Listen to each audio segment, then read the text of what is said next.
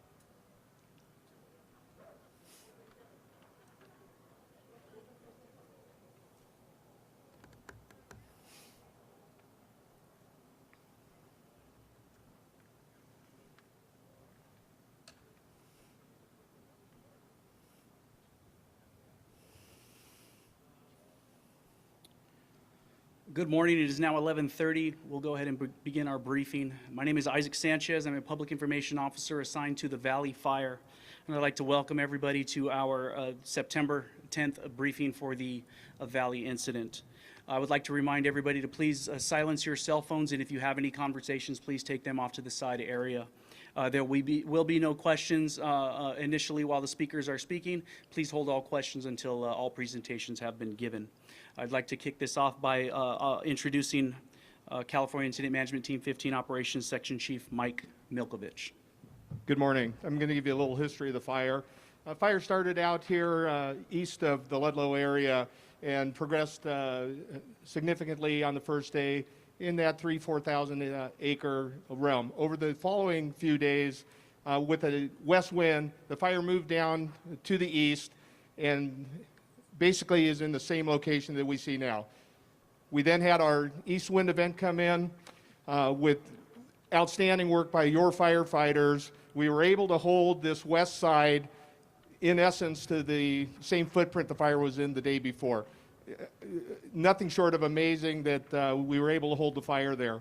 The fire is not complete. Although we're showing containment on the fire, we do have some areas that we have heat through here. We're working diligently to take care of those areas today. We're focusing on our priorities on structure protection out on the west side up to the north where we have homes. We are doing perimeter control. You're starting to see that black line show up where the crews are working, and we have containment on the fire. And we're doing mop-up in and around the structures as well as structure defense. I'd like to introduce one of our unified commanders, Jason Malnerich. I blew it, and I'm an itch as well. Malnerich.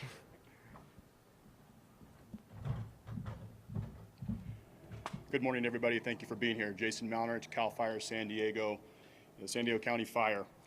First and foremost, I'd like to thank our friends and partners with VA for providing the accommodations and hospitality and support through this incident from the start. As Mike said, we've made pretty good progress on this fire and are feeling good in the progress we have made.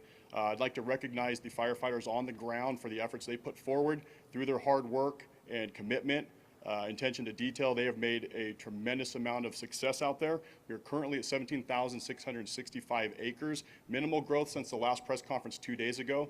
Just shows the amount of success we've had out there through this wind event.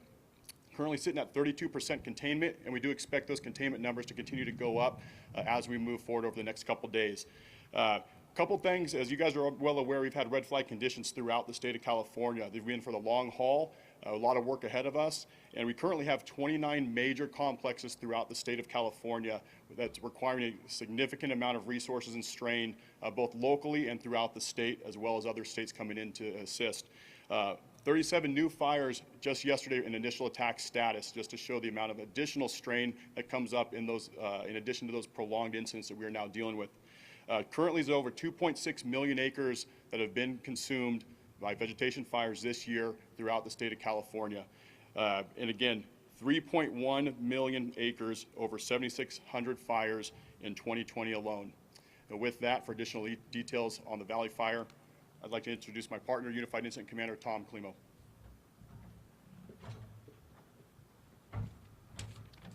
Thanks, Chief. Tom Klimo, Incident Commander, California Team 15. As I had stated the other day in the press conference and alluded to by Chief Milkovich, we would not be where we are today in this footprint without the incredible efforts, incredible relationships that are enjoyed by this county. It's become very clear to myself and my team that the lessons that were learned here from previous fires have resulted in a level of cooperation that frankly is required to get us to where we are today. Some of those relationships include a very unique agreement, unique within the state of California, with the military, specifically to allow us to access aircraft that otherwise would not be available. This includes the 3 Navy ships that we had here, airships, and 2 Marine Corps ships, that when watching them was a very orchestrated, water-dropping response to secure areas of line that we otherwise would have not been able to secure. That is the type of cooperation and relationships that we need to have to be successful. As Chief Malnarch alluded to, the fires that are going on in the western United States right now are unprecedented, even to our most senior leadership and senior, most tenured people on incident management teams in this country. We have not seen this before. We cannot get through this unless we get through it together. Despite the resource challenges on this incident, with the cooperation of CAL FIRE, the incident management team, and the Forest Service, we've been able to acquire the necessary resources, nearly 1,000 firefighters, to take care of this challenge that we have on the hill behind me. That could not be done, again, without the relationships that are here. And to Viejas, thank you so much for the hospitality. The team, on behalf of the incident management team, we greatly appreciate it. One of the additional partners that we've had in executing our mission to help get people out of harm's way have been the San Diego County Sheriff's Office. I can't say enough about them. And to speak more to that, I'd like to invite Lieutenant Tonio Boyle to the stage. Lieutenant.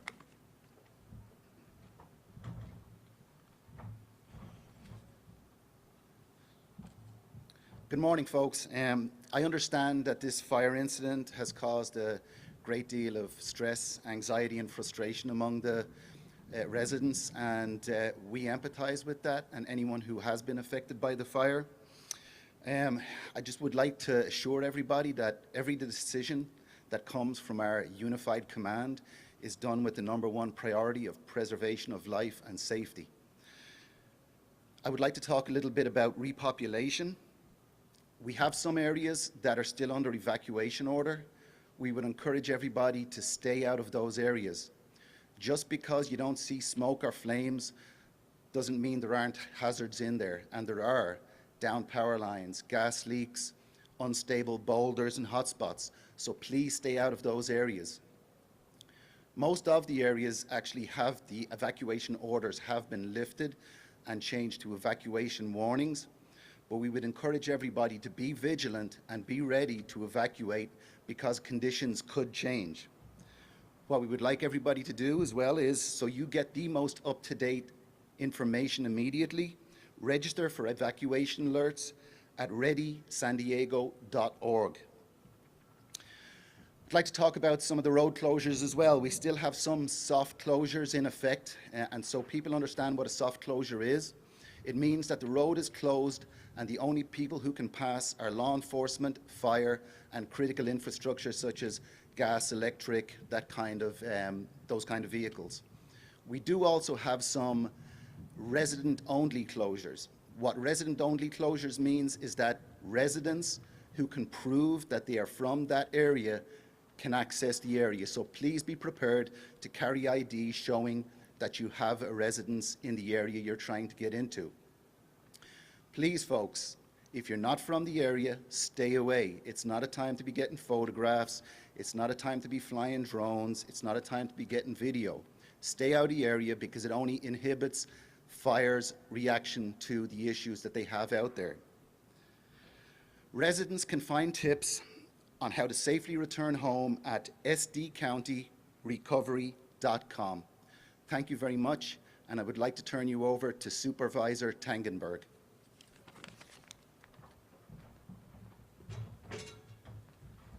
Thank you, Lieutenant O'Boyle, and thank you to everybody who's been putting in an amazing amount of effort to help contain and control this wildfire in San Diego County and in the Cleveland National Forest. I am National Forest Supervisor Scott Tangenberg for the USDA Forest Service, responsible for the lands initially impacted by this fire. And yet I work cooperatively and rely so heavily on all of the partners that have already been mentioned by the previous speakers. Thank you so much, again, to Team 15 for coming in, for CAL FIRE for providing so many valuable resources, to the military, to the county, to the CHP, and of course to the Sheriff's Department as well. The Sheriff mentioned the need to remain out of the area if you don't physically live there, and if you don't have business there. I'm going to echo that for not just the areas encompassing the fire, but encompassing the entire Cleveland National Forest. We have issued a forest-wide closure. If you're not a resident of an area incorporated within the National Forest, and you don't have business within the National Forest, now is not the time to come and recreate on the National Forest. When the danger has subsided and the fire activity is much lower, there will be plenty of opportunities to enjoy our public lands again. But as we've seen, not just in San Diego County, but statewide and across Oregon and Washington as well, our wildlands are in tinder dry conditions. The amount of fire on the ground is unprecedented. And when the wind events come, the explosive growth that we can see on these fires can be life devastating. Life and safety, again, are our top priority. And with that, we put an immense amount of effort in protecting homes and property as much as possible. We also have a responsibility to help protect our natural resources on the hillside. It's these watersheds that provide the drinking water for thousands and tens of thousands of people downstream. Wildlife habitat, recreation opportunities, etc. And the immense cooperation that I spoke of before, and the incredible use of aircraft and the crews that we were available has helped to create an environment where this fire, thankfully, was not going to repeat the patterns that several other fires have up and down the West Coast. 17,000 acres sounds like a lot of land, but compared to many of the fires that are currently still actively burning across the state of California and other places, it is a relatively small number. We're thankful for the fact that that is a relatively low impact to both, again, our communities and our natural resources. However, given the fact that a significant portion of our watershed has burned, and burned in a severe manner, we will be shifting soon to a damage assessment team, not just for the structures that were lost, but also the impacts to the watershed, and providing scientific evaluations of what those impacts may indeed be, and see if there are indeed anything we can do to mitigate those impacts, protect downstream resources such as water quality. All of those things are very important. All of those things are all of our responsibility, and all of us work together to help redeem that responsibility and care for these resources for the citizens of not just San Diego, but for the entire United States. That cooperation has been exceptional, and I want to thank my next speaker for all of her assistance in that cooperation, Supervisor Diane Jacob.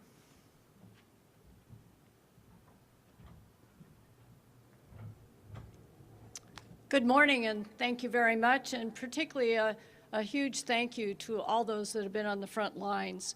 A phenomenal effort by our firefighters and the deputy sheriffs and the highway patrol and the ground crews and the aerial support. As we know, it's that 1-2 punch that puts out the fires. Oh, and I must mention Mother Nature, too. The anticipated fast and furious winds that we thought would be happening did not happen this time. Having said that, today is pretty much a good news day, but the fire is still burning and it's not out yet. And we have not reached the peak of our fire season. Remember, that peak usually happens in October. Some vivid reminders there. Our most damaging fires have occurred in October. So this is just a warning shot, basically, of what we might be facing in the coming months. This is not over. It's just starting. We were lucky on this one, and I can't say it enough, and it's been repeated by a couple of speakers before me. Now is the time, if you haven't done it, put together that Go Kit, download the SD emergency app, sign up for reverse 911 notifications known as Alert San Diego, and at readysandiego.org. I want to briefly address those who have been directly affected, though. Those that have lost their home, the number so far is 30. And my heartfelt sympathy goes out to all of you. I don't think any of us realize the impact that losing a home has on the lives of those people, those families, those children. But the County of San Diego is here to help, and I want to send a message this morning of how you can secure that help. And we're here 24/7. I'm here 24/7 to do all I can to bring those resources to you. Victims that have suffered losses, you will face a long, tough road ahead. What I'm taking to the Board of Supervisors next Tuesday is first waiving building permit fees. When you're ready to put in your application for a building permit, you'll be put first in line, an expedited process, and I know a lot of you are not there yet. You're still cleaning up, and the property needs to be cleaned up, but we want to make the recovery effort as smooth as possible. So here's what you can do. Those affected by the fire should call the county's Recovery Assistance Hotline, and that number is 858-715-2200. Or you can email valleyfirerecovery@sdcounty.ca.gov. Both are staffed from 8 a.m. in the morning to 5 p.m. at night. The county is also preparing a local assistance center. We're well-skilled, well-versed in doing this now, and those centers, that center is going to be set up to assist residents that have been affected by the fire. Even if you've lost an outbuilding and you haven't lost just a home, but an outbuilding, any kind of a structure to help you. This will include representatives from state, and local agencies, including County Public Works, the Health and Human Services Agency, State Department of Insurance, and many, many others will be there all in one location to provide you assistance, a one-stop shop. That location will be at the Rancho San Diego Library, and the hours will be Saturday, Sunday between 10 a.m. and 6 p.m., and on Monday between 11 a.m. and 7 p.m. Again, that's the Rancho San Diego Library. Saturday, Sunday hours 10 to 6, Monday hours 11 to 7. If you're not a victim of the fire, but you'd like to help, and there's a lot of people, and we've had calls of people want to help, and that's a good thing. One way is through the San Diego Foundation. From what I understand, donating money is the best way. Some entities are not accepting donations directly just because of the COVID situation. So the best way to donate through San Diego Foundation. That has created a San Diego Regional Disaster Fund specifically to help the victims of this fire, the Valley Fire, and they will collect and manage the donations for those who have been impacted by this fire. And those donations can be made by visiting, well, the www part, but the sdcountyrecovery.com. That's sdcountyrecovery.com, and finding the San Diego Foundation link. It'll be right there for you. Thank you all. Be prepared, be safe, be alert, and I thank you all for being here.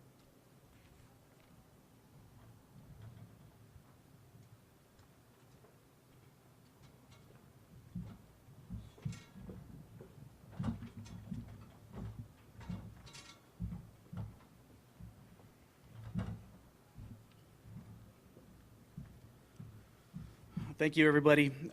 So we're going to take some questions, but first I have to let you know that we're going to keep it to about 4 or 5 questions if we can get them. Everybody that you see on stage right now is a part of the planning process for the operational periods going forward. So first of all, are there any questions?